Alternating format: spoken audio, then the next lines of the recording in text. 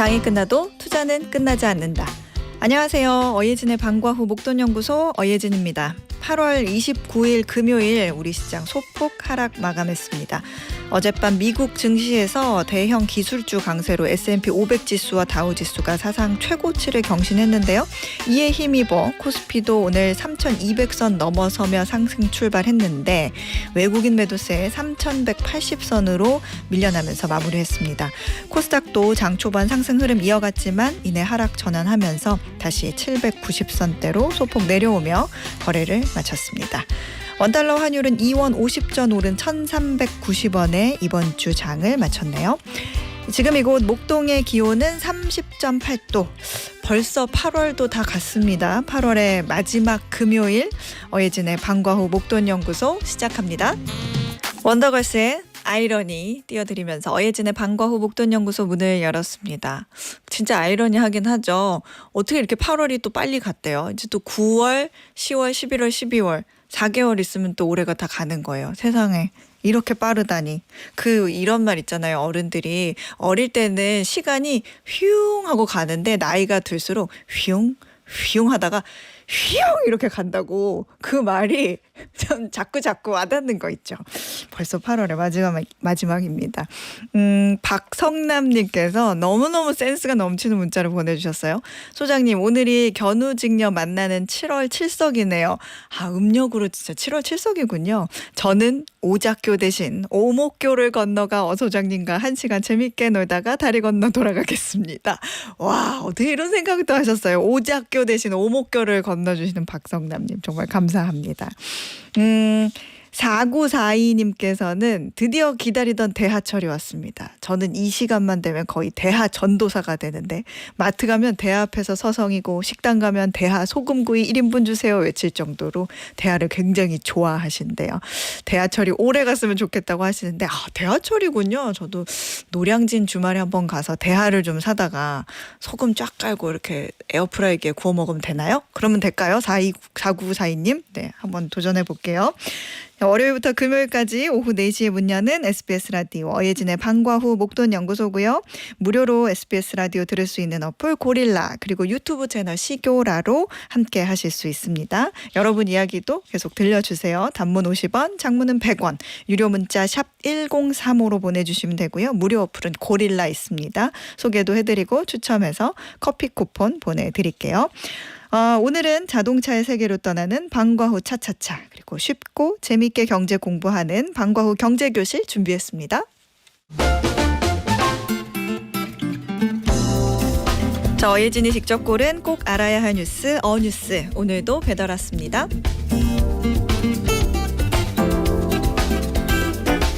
요즘 미국에서는요 아침에 여는 댄스 파티가 많아지고 있다고 하네요. 이른 아침 신나는 클럽 음악에 춤을 추면서 술 대신 커피나 음료수를 마시는 파티라고 합니다. 커피숍들까지 이런 파티를 열어 손님을 끌어들이기도 한다네요. 이게 다 요즘 젊은 세대들이 술을 안 마셔서 생긴 일종의 대체 트렌드입니다. 최근 미국 갤럽 조사에 따르면 나는 술을 마신다고 답한 사람은 절반이 조금 넘는 수준에 그쳤습니다.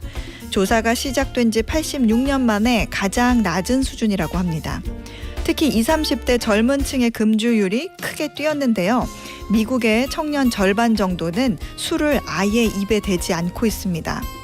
하루 한두 잔의 술이라도 건강을 해친다는 인식이 매우 높아진 게 첫 번째 이유고요.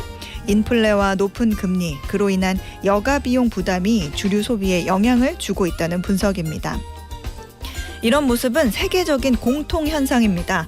OECD 통계를 봐도 회원국 대부분의 1인당 알코올 소비량은 10여 년 전부터 줄어드는 추세인데요. 우리나라는 두 번째로 빠른 하락폭을 보이고 있습니다. 사람들은 술 없이도 항상 호기심을 갖고 즐기려는 태도가 요즘 세대들의 상식이 되어간다고 말합니다. 그리고 그 의미를 담아 이들을 소버 큐리어스라고 부르죠. 술에 취하지 않은 이라는 의미의 소버와 궁금한 이라는 뜻의 큐리어스를 결합한 신조어입니다. 건강을 생각하면 꽤 바람직한 모습 같은데 경제를 생각하면 또 마냥 흐뭇하게 보기도 어렵습니다.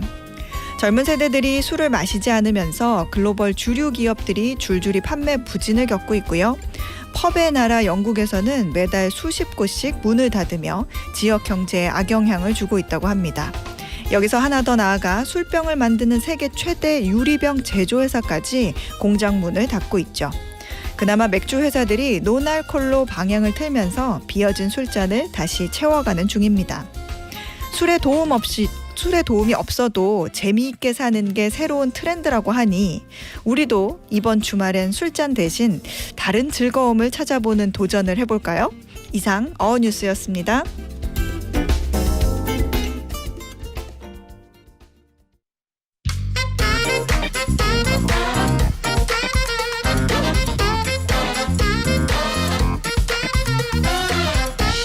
매주 금요일마다 자동차 세계로 떠나는 드라이브 방과후 차차차. 오늘도 카 매거진 최정필 기자가 가이드해드려요. 어서 오세요. 안녕하세요. 반갑습니다. 네. 뉴스를 보니까 장거리 전용 차로라는 게 생긴다는 뉴스가 있네요. 네, 지난 8월 5일이었죠. 이제 국토교통부가 모빌리티 규제 샌드박스 이제 실증 특례에 대한 승인 공고를 발표를 했습니다.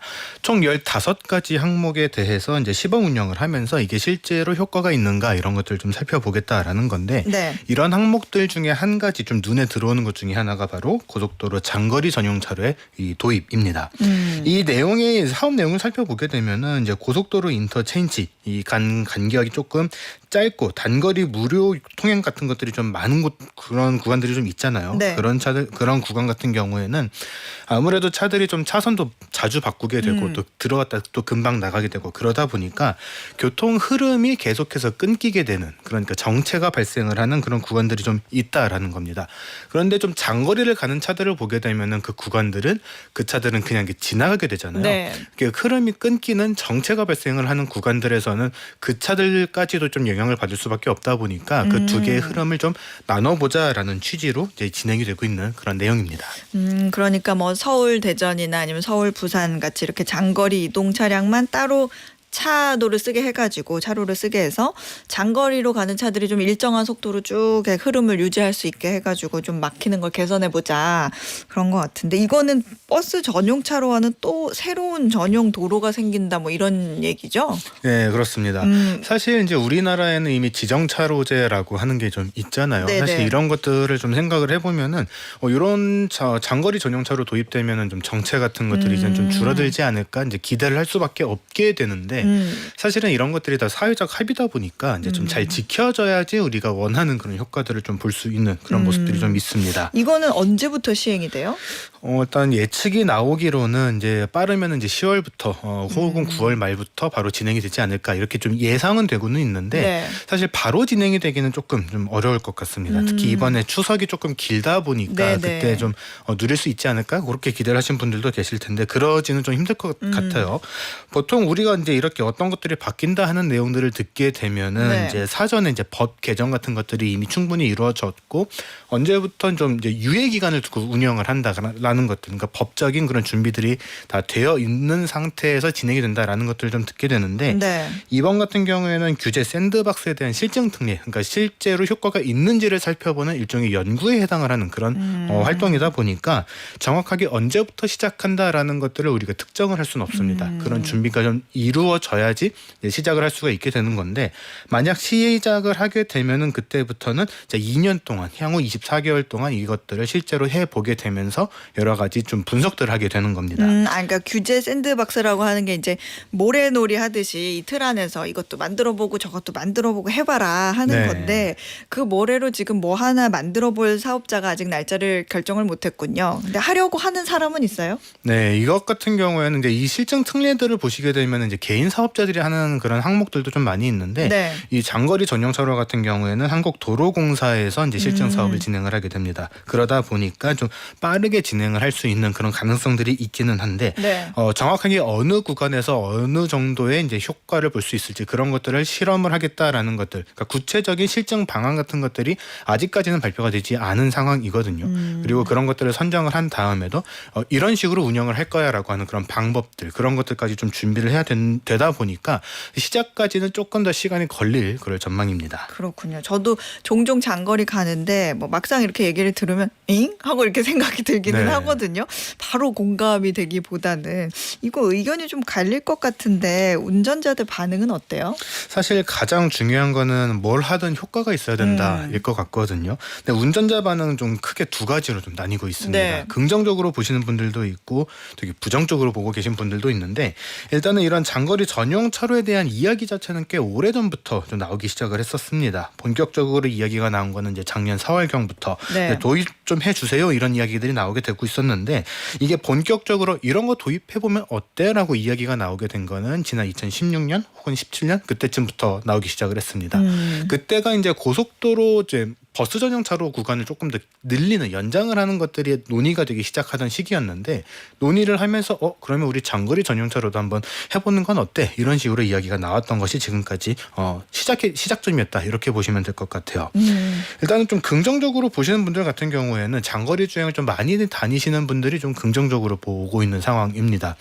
예를 들어서 이제 서울에서 부산까지 간다라고 했을 때 네. 사실 가장 쉽게 생각을 하면은 이제 경부고속도로 타고 쭉 내려가면 되잖아요. 네. 근데 그러다 보니까 중간중간에 또 다른 지방으로 내려가셔야 되는 분들 이런 분들이 중간에 합류하거나 진출하거나 그런 분들이 좀 있다 보니까 네. 나는 요 장거리 전용 차로가 경부고속도로에 생기게 되면은 그냥 쭉 타고 가면 되니까 난 너무 좋을 것 같아. 이렇게 말씀을 하시는 분들이 있습니다. 그렇게 되면 결과적으로 소요 시간이 줄게 되니까 내가 가지고 있는 시간적인 세이브 그런 것들도 할 수가 있고 그렇게 되면은 사실 연비 같은 것들에도 영향을 미칠 수가 있거든요. 네. 그러다 보니까 나는 이거 적극 찬성 이렇게 이야기를 하시는 분들도 좀 많이 계신 상황입니다. 반대 의견은 어때요? 사실 반대 입장도 들어보면은 좀 그럴 수 있어라는 건 타당하다라는 생각이 좀 들게 되는데 아까 말씀드리긴 했지만 이제 우리나라에 지정 차로제라는 게 있다고 말씀을 드렸잖아요. 네. 고속도로에서 버스 전용 차로 제외하고 맨 왼쪽 그러니까 중앙선에 가장 가까운 차선은 사실 추월 전용 차선입니다. 그렇죠. 네, 근데 잘 안 지켜지죠. 네. 사실 그런 것들만 잘 지켜도 이제 우리나라에서의 고속도로를 이용을 하는 게 훨씬 빨라지지 않겠느냐 그런 이야기들이 나오고 있습니다.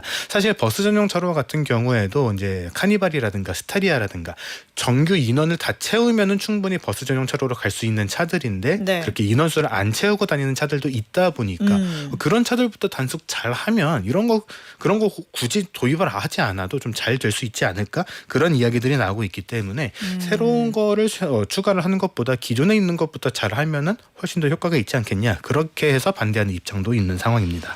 양측 모두 뭐 입장은 충분히 이해가 가는데 이게 중요한 게 이미 도로는 있잖아요. 네. 그러니까 그 도로를 어떤 식으로 장거리 전용하고 일반 차로하고 나누겠다 이런 좀 어느 정도 계획이나 골자가 좀 있었으면 좋겠는데 뭐 기준이 나온 게 있어요? 사실 가장 중요한 거는 그래서 그 차선을 어떻게 나눌 것인가 그 방법에 대한 이야기가 될 것 같습니다. 아직 확정이 된 건 아닌데 이제 여러 가지 방안들이 이야기가 나오고 있는 것으로 좀 알고 있어요. 그 중에서도 좀 무게가 실리는 것 중에 하나는 중앙분리대와 같은 바리케이드를 아예 차선 사이에다가 설치를 해버리자라는 의견도 나오고 있는 상황입니다. 그러니까 물리적으로 이제 분리를 해버리자라는 건데 네. 사실 이 방법은 좀 쉽지는 않을 그러게요. 것으로 좀 저는 내다보고 있습니다. 사실 가장 중요하게 이제 우리가 좀 고려해야 되는 요소 중에 하나는 그래서 장거리가 어느 정도인데 얼마부터 장거리로 치느냐. 네. 그래서 그 장거리에 대한 기준이 사실은 사람마다도 다르고요. 또 컨디션마다도 다르고 내 운전 패턴에 따라서도 좀 달라지게 됩니다. 네. 누군가는 한 20km만 가도 나 오늘 운전 좀 많이 했어 라고 생각을 하시는 분들도 있는 반면에 저 같은 경우에는 한 100km 이렇게 다녀도 그렇게 멀리 간 것 같지 않다라는 생각을 그래요? 하거든요. 그러다 보니까 이런 것들이 있다 보니까 일단은 장거리에 대한 기준이 어느 정도여야 장거리라고 볼 수 있는가 그거에 대한 좀 기준이 필요하다라는 게 첫 번째 좀 이유고요. 네. 두 번째는 그렇게 해서 바리케이드 장거리 기준을 설정을 하고서 바리케이드를 설치한다라고 했을 때 그러면 그 구간 동안에 나가고 들어오는 사람이 아무도 없느냐? 아니죠. 그렇지는 않잖아요. 그렇지 그러다 않죠. 보니까 그러면은 바리케이드를 중간에 또 없어지는 구간이 생겨야 되는데 그러면 그 구간에 잘못 들어간 차들은 어떻게 구해줘야 되고 또 들어가지 못하는 차들이 만약에 들어갔을 때는 또 어떻게 해야 되고 못 나온 이거 차들은 복잡하다. 어떻게 해야 되고 네, 말만 들어도 좀 복잡해지죠. 네. 그런 것들을 어떻게 해결할 것인가에 대한 논의가 필요하다. 그러면서 이제 바리케이드는 좀 안 된다라는 입장들도 많이 나오고 있는 상황입니다. 하긴 이게 장거리 노선도 중간에 들어가고 나가는 차들이 있을 텐데 이게 원활해야 또 정체가 안 생기니까 그 의미가 살릴 수 있을 텐데 장거리의 기준도 아직 정해지지 않았고 쉽지는 않겠는데요? 그래서 이제 또 다시 이제 같이 힘을 얻고 있는 다른 방법 중에 하나가 네. 차선으로 구분을 하자라는 겁니다. 차선으로. 네, 지금 버스 전용 차로 같은 경우에도 이제 일부 구간에서 언급이 됐었던 이야기인데 지금 일단 버스 전용 차로 같은 경우에는 파란색으로 차선을 따로 설정을 하고 있죠. 네. 근데 고속도로에서 보시게 되면은 이제 버스 터미널이 이제 인근에 있다던가 하는 그런 인터체인지들을 보시게 되면은 버스가 갑자기 많이 들어오게 되면서 그 버스들은 사실 목적지까지 빨리 가기 위한 최적의 방법은 전용 차로를 타는 거거든요. 네. 전용 차로까지 버스가 넘어가야 되다 보니까 어떤 경우에는 버스로 고속도로가 전체가 다 꽉 막혀버리는 그런 상황이 벌어질 때도 있습니다. 그런 것들을 막기 위해서 일정 구간을 달린 다음에 차선을 바꿀 수 있도록 일부 구간은 실선으로 순차적으로 넘어갈 수 있게 차선을 설정을 하자라는 이야기가 있었는데 이런 것들을 장거리 전용 차로에도 도입을 하자라는 이야기가 나오고 있었습니다. 그러니까 장거리 전용 차로 같은 경우에는 반대로 장거리 전용 차로에서 나가야 돼? 그러면은 차선을 좀 미리 바꿔 대신에 우리가 순차적으로 점선 구간을 만들어 줄 테니까 점선에서는 차선을 변경을 할 수가 있으니까 그것 따라서 하나씩 나가면은 장거리 전용 차로도 유지를 할 수 있고 혹은 들어오는 차 나가는 차를 원활하게 크로스를 시킬 수 있지 않겠어라는 그런 의견들이 나오고 있는 상황입니다. 이거는 또 만약에 도입이 된다고 해도 처음에 이게 굉장히 복잡하고 머리 아플 것 같고 네. 그런 생각도 들고 뭐 말씀하신 내용이 그 나온 아이디어 중에는 합리적인 의견 같기는 한데 이게 왜 또 터널이든 어디 도로에도 실선으로 돼 있어도 원래 점선에서만 차선 바꿀 수 있잖아요. 근데 실선에서도 차 바꾸는 분들 계시잖아요. 그러니까 이게 또 잘 지켜질 수 있겠어? 하는 생각도 드네요. 사실 그게 아까 처음에 말씀드렸던 그 지정 차로제도 잘 안 지켜지는 데의 시작이거든요. 네. 그러니까 차라리 이제 기존의 지정 차로제를 더 엄격하게 하는 게 더 효과적이지 않겠냐라는 이야기가 나오게 되는 배경이기도 하고요. 또 이제 글로벌 다른 나라들의 고속도로들을 살펴보게 되면은 대체로 우리나라보다 속도가 조금 더 빠릅니다. 우리나라 같은 경우에는 일부 구간에서 시속 110km, 보통은 시속 100km의 제한 속도를 가지고 있는데 이탈리아 같은 경우에도 시속 130km로 제한 속도가 조금 높은 편이고요. 독일 같은 경우에는 이제 속도 무제한으로 좀 알려져 있는데 전체 구간은 아니기는 해요. 그래도 평균적으로 고속도로 제한 속도가 조금 높은 아우토반 같은 것들이 있고 그러다 보니까 전체적인 통행 속도를 더 높여주면은 그런 것들이 더 원활하게 돌아갈 수 있지 않겠느냐라는 이야기들도 같이 나오고 있는 상황입니다.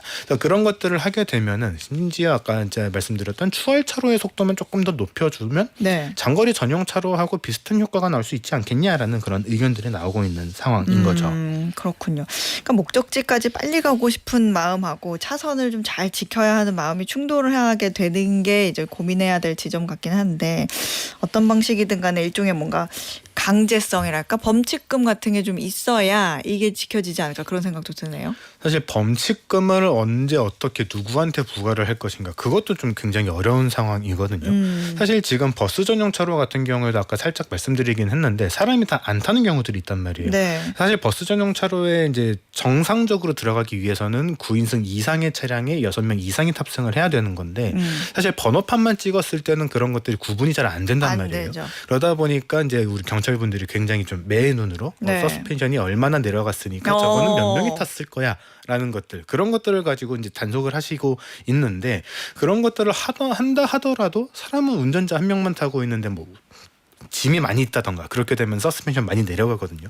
그런 것들은 어떻게 단속을 할 것이야 라는 이야기들이 나오게 되는 거죠. 그러니까 장거리 전용 차로 같은 경우에도 그러면은 저 차가 장거리를 진짜로 가는지 안 가는지를 어떻게 판단을 할 것인가 그런 것들에 대한 이야기들이 굉장히 많이 나오고 있는 상황입니다.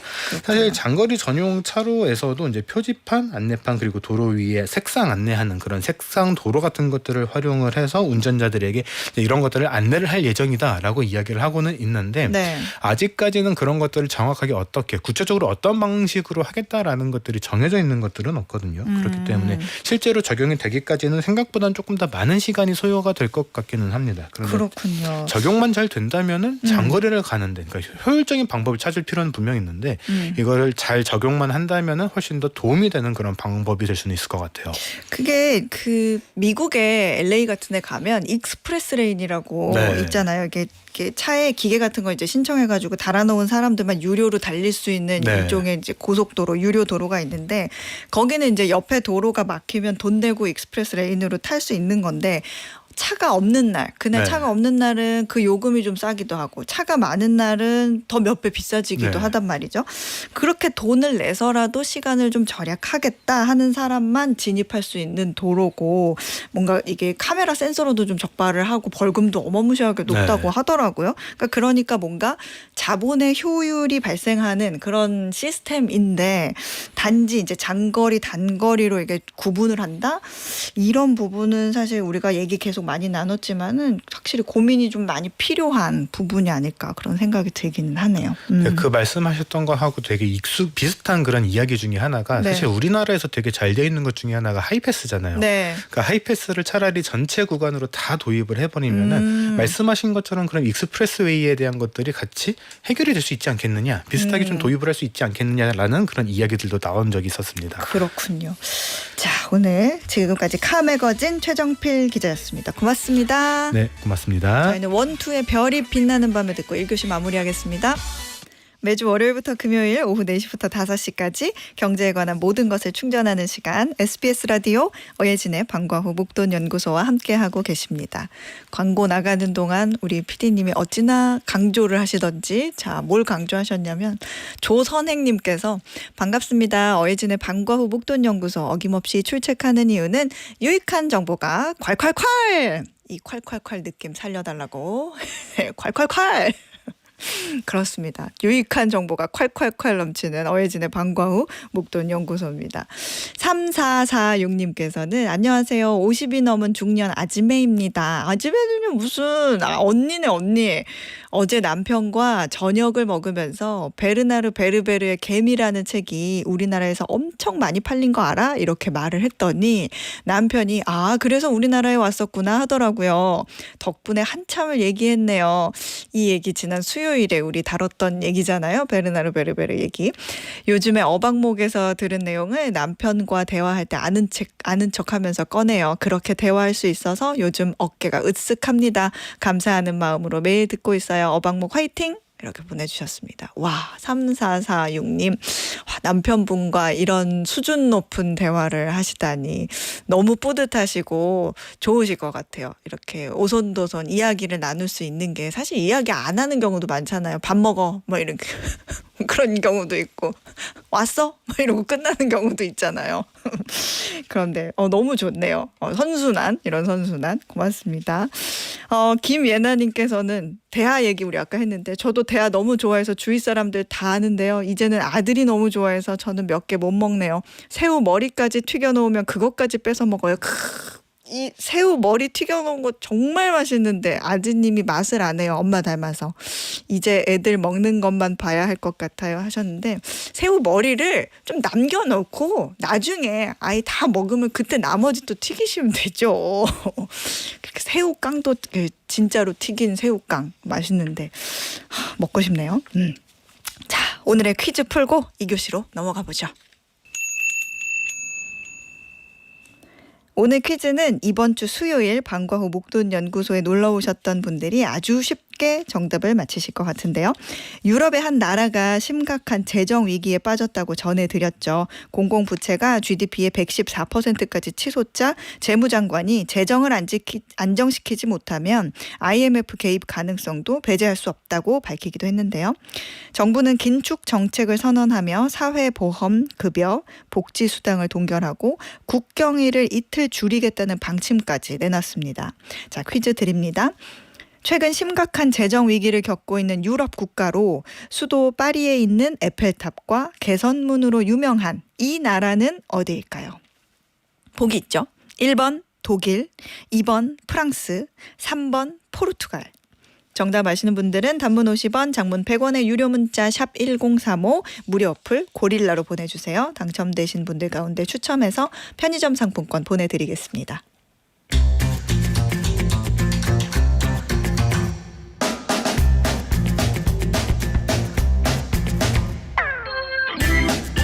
경제 용어부터 투자법까지 실생활에 꼭 필요한 경제를 배우는 방과후 경제교실, 오늘도 김나영 선생님이 알려드립니다. 어서 오세요. 네, 안녕하세요. 자, 오늘 우리 뭐 공부해보죠?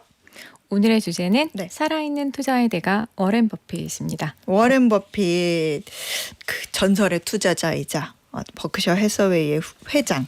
근데 내년에 이제 은퇴를 앞두고 있죠. 올해 말까지만 하고. 요즘 그래서 책도 많이 나오고 오히려 뉴스에 더 많이 나오는, 관심 굉장히 많이 받고 있잖아요. 네, 정말 그러니까 책도 진짜 많이 나오고요. 네. 관심이 정말 많아진 것 같아요. 오마하의 현인이라고 불리는데요. 그 네브라스카주 오마 완전 시골이잖아요. 네. 거기서 태어나셨고 그 1958년에 구입한 집에 아직도 살고 계십니다. 와. 네. 왜 보통 투자자들이 뉴욕 월가에 많이 살고 그쪽에 일하고 하는데 그래야지 정보를 많이 얻을 수 있다라고 네. 생각하잖아요. 근데 버핏은 그렇게 생각하지 않습니다.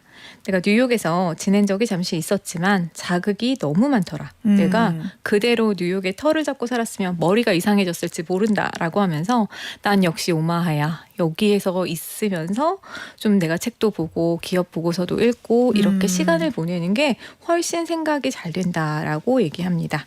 그렇군요. 네, 여기서 그의 원칙이 하나 나오는 건데요. 네.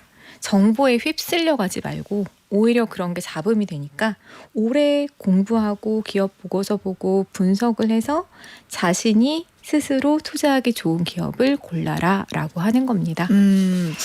월가가 아닌 오마하에서 평생을 살고 있다는 사실을 모르는 분도 사실 적지 않을 것 같아요. 네. 근데 투자자라면 왠지 뉴욕에 있어야 될 것 같고 네. 그런데 네. 버핏은 조용한 오마하가 더 낫다 이렇게 했다는 거군요. 말씀처럼 이렇게 뭔가 홍수 같은 정보를 차분히 네. 분석하고 그런 걸 좋아했다, 중시했다고 하는데 네. 얼핏 들어본 적은 있지만 그렇게 차분하게 어떤 기준으로 좋은 회사를 골랐는지 네. 우리가 이번에 좀 제대로 정리를 해보죠. 이런 거를 주총에서 물으면요. 네. 나 이거 엄청 많이 얘기했는데? 라고 얘기하면서 내가 여러 번 얘기했지. 여러 번 얘기했지라고 항상 얘기를 하시면서 경제적 해자도 말씀을 하시고 네. 미스터 마켓이라고 얘기를 하는데 그 미스터 마켓이라는 게 시장이요. 사람처럼요. 기분이 좋았다 나빴다 한다는 거예요. 네. 그래서 너무 기분이 좋아가지고 가격이 막 올라갈 때도 있는 거고 또 그렇지 않고 원래는 막 100만 원 주고 살려고 했던 것도 막 10,000원에 막 팔기도 하고 그런다는 겁니다.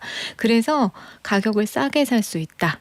고럴 때를 좀 노려봐라 라고 하는 그런 얘기고 경영자 자질도 되게 중요하다라고 하는 건데 네. 내가 아무리 또 판단을 잘했다고 하더라도 그게 좀 틀릴 수 있으니까 거기서 이제 안전마진 얘기도 또 나오는 거고 여러 가지를 좀 분산을 좀 할 필요도 있다 얘기를 하는데 네. 이런 여러 가지 회사 얘기를 하면서 버핏이 코카콜라 너무 좋아하는데요. 네, 항상 주주총회 그쵸, 때 콜라 그쵸, 있잖아요. 콜라. 네. 코카콜라 투자 전에는 펩시를 되게 좋아했었대요.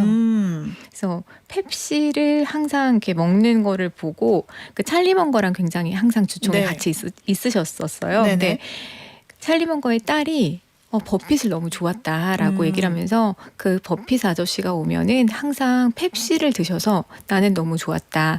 야채를 안 드시고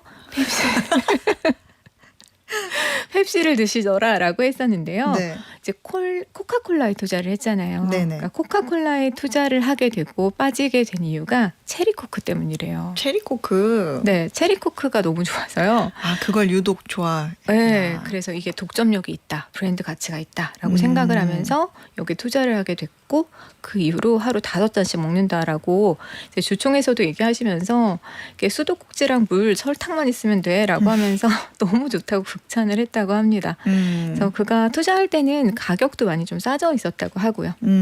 원래 자기가 좋아하고 관심 있는 거는 누구보다 잘 알잖아요. 네, 네. 사실은 그렇게 투자를 해야 돈을 버는구나 그쵸. 싶은 생각이 들고 네. 코카콜라 사례 말고도 버핏이 강조한 또 다른 투자 원칙이 있을까요? 꽃에서 꽃으로 옮겨 다녀서는 네. 투자에 성공할 수 없다라고 하는데요. 이건 무슨 말이에요? 이렇게 좋아 보이는 꽃에서 꽃으로 이거 2차 전지 좋아 보여 라고 해가지고 거기 갔다가 이번에 AI가 좋아 보여 라고 해서 또 팔고 여기 갔다가 라고 샀다 팔았다 막 하면은 이게 좀 성공하기가 힘들다는 거죠. 아, 그래서 그렇군요. 코카콜라를 투자한 게 1988년인데요. 네. 그때 투자해서 지금까지 보유하고 있고 그 이후로도 뭐 맥도날드 투자도 했다는 거 많이 알려져 있고요. 네. 그 맥모닝 항상 드시고 네. 또 이렇게 콜라도 너무 좋아하시고 하는데 장기 투자하고 있는 거잖아요. 근데 버핏이 항상 장기 투자를 무조건 무조건 해라라고 하는 건 또 아니에요. 결과적으로 그가 장기 투자가 되는 거고요. 아하. 네. 기업 보고서를 항상 보면서 판단을 계속하는 건데요. 네. 본인이 나 이 기업 괜찮은 것 같기는 한데 좀 살까 말까 50년째 보고 있는 기업이 있다고 합니다. 거기가 IBM이라고 하는데요. 아. 90년대 말에 IT 붐 막 일었을 때 네. IBM이 좋은 회사인 거는 알겠다라고 했는데 근데 가격이 너무 비싸더라라고 하는 거예요. 사람들이 다 IBM에 투자를 많이 했었으니까요. 그래서 투자를 안 했고요. 하지만 기업 보고서는 계속 보면서 살피고 있다라고 하는 겁니다. 그렇군요. 네. 이게 장기 투자라고 하는 게 말씀해 주셨지만, 그러니까 처음부터 나 장기 투자할 거야 하고 이렇게 들어가기보다는 시간이 지나면서 이거 회사 미래가 조금 안 좋은 것 같은데 그래도 난 장기 투자할 거니까 끝까지 버틸 거야. 이게 장기 투자가 아니라는 아니고, 거죠. 네, 계속 이제 보면서 이제 워렌 버핏도 중간에 판 것들도 꽤 있으니까요. 네, 계속해서 평가를 하는 거죠. 네. 그런 게 결국에는 그렇게 남아 있는 게 장기 투자다. 그럴 수 있는 기업에 투자해야 된다. 네, 그때 당시에는 네. IT 붐이 막 일었을 때는 버핏 한물 같다 이런 데 투자 안 하고 라고 했었는데요. 2000년대 초에 IT 버블 깨지면서 다시 역시 버핏이야 라고 해서 각광을 받았고 요즘도 좀 상황이 비슷한 것 같기도 합니다. 그렇군요. 네. 이 장기 투자 원칙을 또 이제 네. 함께 지켜온 파트너가 있잖아요. 네네. 그 단짝, 네네. 찰리 먼거. 네. 둘의 첫 만남 네. 인연 궁금한데요. 둘이 1959년에 만났대요. 사실은 어렸을 때도 만났다고는 하는데 둘이 모르는 상태로 만났대요. 둘이 오마하가 고향이어서 네. 함께 오마하의 현인인 건데요. 둘이 알면서 만나게 된 거는 데이비스라는 의사 부부한테 소개를 받았다고 합니다. 네. 버핏이 투자조합을 만들어서 오마하에 와서 투자를 시작했던 데인데 그 데이비스 부부한테 투자 설명을 열심히 했대요. 근데 남편이 건성건성 듣더니 이제 그래서 투자 안 하려나 보다라고 했는데 많은 돈을 투자를 하겠다는 거예요. 그래서 네. 아니 당신은 내 말 듣지도 않더니 어떻게 이렇게 많은 돈을 투자를 하십니까? 라고 물었대요. 그랬더니 당신을 보니까 딱 찰리 먼거가 생각난다라고 얘기를 해서 아니 먼거라는 사람이 대체 누구지? 라고 궁금했는데 나중에 이 부부가 함께 만나는 자리를 마련을 해줬대요. 그래서 만났는데 너무 잘 통했고 그래서 이제 2023년 11월 찰리 먼거가 먼저 세상을 떠났는데 네. 그때 전까지 60년 넘게 아주 둘도 없는 파트너로 잘 지내셨죠. 주총에도 항상 두 분이 같이 나오셔서 케미가 너무 좋으셨는데요. 맞아요. 티격태격 하기도 하고. 네. 네. 서로 같이 대답을 하기도 하고 사실 이제 먼거는 좀 가만히 계시고 이제 버핏이 대답을 많이 하시면서 그러면서 이제 워렌 버핏이 먼거한테 좀 토스를 하는 이제 대답을 더 할 말 없어? 라고 하면 자네 말이 맞아? 라고 얘기하는 그런 모습들이 많이 보였는데요. 네. 여기 제가 얼마 전에 보니까 서점에 가보니까 워렌 버핏과 찰리 먼거라고 하는 책이 네. 있더라고요. 그래서 그 주총의 기록을 대기록을 이렇게 지금 모아서 이렇게 만들어 놓은 책도 얼마 전에 또 발간이 된 것 같았고요. 네. 근데 이 버핏의 투자에 영향을 준 두 인물이다 하면은 벤자민 그레이엄과 찰리 먼거인데요. 네. 먼거를 만나기 전까지는 그레이엄한테 투자를 배웠습니다. 그때 이제 배운 게 무조건 싸게 사기였어요. 네. 회사의 내재 가치보다 싸게 사는 거. 그래서 담배꽁초 주식이다라고 불렀었죠. 담배꽁초 주식이 뭐예요? 네, 담배꽁초가 좀 네. 못생기고 축축하지만 네. 한 번 다시 불 묻히면은 한 묵은 필 수 있다라고 얘기를 한 거예요. 당시가 대공황 이후여가지고 네. 1930~40년대였으니까요. 싼 주식이 되게 많았던 거예요. 그래서 그런 거를 많이 여러 개를 막 골라 담자라고 했던 건데요. 아하. 근데 이거는 한 모금 피고 나면은 팔아야 되는 거예요. 장기 투자가 약간 아니네요. 안 되는 거죠. 네. 근데 이제 먼거를 만나고 좀 달라지는 건데 먼거는 이제 꽁초 좀 그만 죽고 좀 괜찮은 회사를 고르자. 훌륭한 회사를 골라가지고 오래 보유하는 게 더 낫지 않겠어? 네. 라고 해서 이제 인수하게 된 게 시즈 캔디입니다. 시즈 캔디. 네. 이것도 이제 주총에 항상 연단에 올려놓고 역시 본인이 좋아하는 네. 막대 사탕 드시고 그랬죠. 네. 우리나라에도 고속터미널 쪽에 하나 들어와 있습니다. 네. 근데 이거 시즈캔디 인수할 때요. 버핏은 엄청 고민을 많이 했었대요. 살까 말까. 좀 비싸다고 생각을 했었는데 네. 이후에 이게 너무 현금 흐름이 좋고 잘 되니까 먼거 말 듣기 너무 잘했다. 라고 하면서 투자 스타일이 많이 바뀌게 되는 거죠. 그러면서 이 이후에 코카콜라도 또 맥도날드도 투자를 하게 된 거라고 합니다. 시즈 캔디, 코카콜라, 맥도날드까지 이제 네. 즐겨 먹는 걸 이제 투자했다고 하셨는데, 그러면 이제 버핏이 자주 하는 말처럼 잘 아는 분야에 투자해라. 이런 원칙하고도 연결이 좀 되는 거예요? 아니면은 그가 즐겨 먹는 제품의 회사의 공통점이 뭔가 있어요? 잘 아는 거다. 그러니까 소비재 회사에 처음에 이제 투자를 많이 했었고요. 근데 나중에 2000년대 들어가지고는 꼭 소비재에만 투자를 하진 않아요. 철도 회사에도 투자하고 좀 다른 거에도 투자를 하기는 하지만 본인이 잘 아는 거다라는 거는 있는 거죠. 그래서 버핏과 먼거가 얘기하는 게 우리는 2m 장애물은 피하고 30cm 장애물은 넘는다라고 말을 합니다. 네. 그러니까 시험에서는 어려운 문제 잘 풀어야지 성적 잘 나오잖아요. 네. 근데 투자는 그렇지 않다. 우리는 쉬운 문제만 푼다라고 얘기를 하는 거고, 그러니까 주총에서 되게 재밌게 농담처럼 얘기를 하시는 게 네. 일론 머스크 얘기를 하시면서 일론은 IQ가 170은 되는 것 같다. 그는 어려운 문제를 너무 잘 풀고 그러려고 하는 것 같은데 우리 그런 거 안 해. 라고 하면서 우리는 능력 범위를 알기 때문에 우리가 잘 아는 분야에서만 승부를 본다라고 얘기를 합니다. 너무 겸손한 것 같은데 워런 버핏이 네. 중학교 때 읽은 책의 내용도 완벽하게 기억할 정도로 천재잖아요. 책을 엄청 많이 보셨죠. 맞아요. 네. 근데 많은 사람들이 그런 생각하죠. 나도 워런 버핏처럼 투자하고 싶다. 워런 버핏의 어떤 삶의 지혜와 그런 마음가짐을 가지고 시장에 임하고 싶다. 이런 생각 많이 하는데 버핏이 직접 투자자들에게 전한 그런 조언이 있다면 뭔가 있을까요? 아니면 나처럼 투자하려면 적어도 이런 마음가짐으로 이런 자세로 임하세요라고 한 것들이 좀 있나요?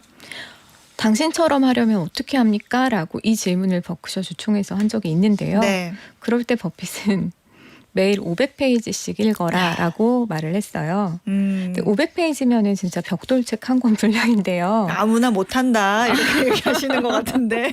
근데 자신이 항상 기업 보고서든 신문, 책, 그러니까 매일매일 대여섯 시간씩 읽는다는 거예요. 맞아요. 네, 그래서 자신이 10살 때 이미 도서관에서 제목에 금융이라고 들어간 거 다 읽었다. 와, 너무 멋있다. 그리고 투자를 좋아하게 된 것도 책인데 그게 이제 대학생 때 현명한 투자자라는 책을 읽었는데 네. 그게 이제 벤자민 그레이엄이 쓴 책이었죠. 네. 눈이 번쩍 트이면서 가격이 싼 주식을 좋아하게 되었다.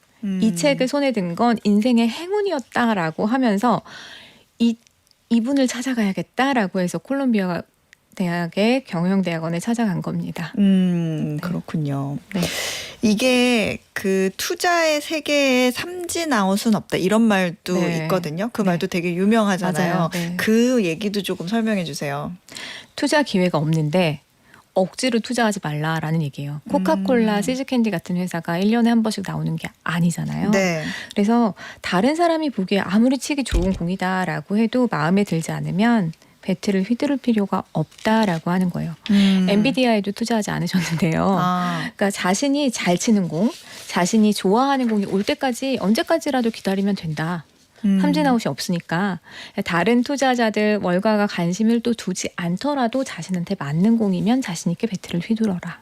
라고 얘기하는 겁니다. 나한테 맞는 공이 뭔지를 일단 알아야 될 것 같은데, 그리고 또 기회가 맞아요. 오면 좋은데 네. 그 기회를 알아봐야 되고 그 기회가 잘 안 오니까 또 문제일 수도 있을 것 같은데, 만약에 기회가 오지 않으면 어떻게 해야 된다 이렇게 또 조언을 해준 게 있나요? 그러니까 이게 자기의 전문 분야에서 네. 어떤 기회를 잘 봐라라고 하는 건데 네. 어렵잖아요. 그래서 이제 보통 평범한 사람들에게 타이밍을 잡으려고 하지 말고 시간을 내 편으로 만들라고 얘기합니다. 지금 아내가 두 번째 부인인데요. 네. 첫 번째 아내 수잔과 사별한 후에 결혼을 하셨어요. 네. 근데 지금 부인한테는 자신이 죽고 나면 당신은 나처럼 투자 전문가가 아니니까 90%는 미국 전체를 사는 네. S&P 500 같은 데 투자를 하고 그냥 두라고 얘기를 하고 있습니다. 그러니까 미국 시장이 성장하면 장기적으로 괜찮을 거다라고 보는 거죠. 그러니까 자신도 일찍 투자를 시작했기 때문에 수익률 좋았던 거다라고 얘기하고요. 타이밍을 맞추려다 보면 어렵다라고 하니까 잘 모르는 사람은 종목도 맞추려다 보면 어려우니까 그냥 시장을 꾸준히 사 모아라라고 얘기하는 거죠. 워런 버핏이 비투를 굉장히 싫어하는 사람으로 알고 있거든요. 네, 그러니까 주총에서도요 버크셔를 레버리지로 키울 생각이 없다라고 얘기하고요. 네. 부채를 싫어하고, 그러니까 레버리지를 사용하다 보면은 이제 마음이 초조해져서 잘못된 선택을 하기 쉬워진다라는 얘기를 하는 거예요. 그렇군요. 버핏의 삶과 투자 우리 쭉 간단하게 한번 봤는데 마지막으로 좀 정리를 해주신다면요? 내면의 점수판을 가져라라고 얘기를 하는 거예요. 내면의 점수판. 네, 자꾸 비교하지 말아라. 아, 네, 그래서 마음이 흔들리지 않도록 자신만의 기준을 세워라라고 얘기하고요. 정말 어려운 건데. 네. 근데 버핏이 돈 자체가 좋은 게 아니다. 자신은 그렇게 얘기하고요. 돈이 불어나는 게 보는 게 즐거울 뿐이야라고 얘기를 하는데 진짜 그런 것 같더라고요. 물을 소비도 잘 안 하시고 그래서 그에게는 이게 자신의 기준인 것 같고 본인도 본인만의 기준을 만들어서 그거에 따라가자라고 하는 거였습니다. 그렇군요. 투자뿐만 아니라 많은 사람들에게 인생을 살아가는 네. 방식에 대해서도 존경을 한 몸에 받고 있는 어른 네. 워런 버핏의 이야기 김나영 선생님과 함께 들어봤습니다. 오늘 고맙습니다. 네, 고맙습니다. 네, 오늘 퀴즈의 정답은요. 2번 프랑스였습니다. 프랑스의 공공부채는 GDP의 114% 수준으로 정부는 복지수당 동결과 국경일 축소 같은 긴축 정책을 추진하고 있죠. 재무장관이 IMF 개입 가능성까지 언급할 만큼 위기감이 커진 상황입니다. 오늘 정답 보내주신 분들 중에서요. 편의점 상품권 받으실 3분 골라봤습니다. 안광길님께서요. 정답 맞춰주셨는데요. 메시지도 보내주셨어요. 신혼여행 프랑스 가보고 그 후에 15년 동안 비행기 한 번 못 태워준 아내 미영씨 미안하고 사랑합니다. 이렇게 보내주셨네요. 미영씨 듣고 계시죠? 안광길님께서 미안하고 사랑하신대요. 그리고 두 번째 편의점 상품권 받으실 분 최송아님. 요즘 아이 하원 전에 어방목 듣기가 루틴이 됐어요. 늘 유익하고 재밌습니다. 매일 함께 할게요. 네, 감사합니다. 아이와도 함께 들어주세요. 그리고 2598님까지요. 어예진의 목돈연구소는 반가운 목돈연구소는 늘 보이는 라디오로 청취 중이시라고요. 숨은 1등 공신이라고 보내주셨는데요. 2598님 감사합니다. 이렇게 3분께 편의점 상품권 보내드릴게요. 오늘 끝곡은 조규만의 다 줄 거야 띄워드리면서 저는 인사드리겠습니다. 다음 주 월요일 오후 4시에도 어김없이 여기 어예진의 방과 후 목돈연구소에서 여러분 기다리고 있을게요. 즐거운 주말 보내세요.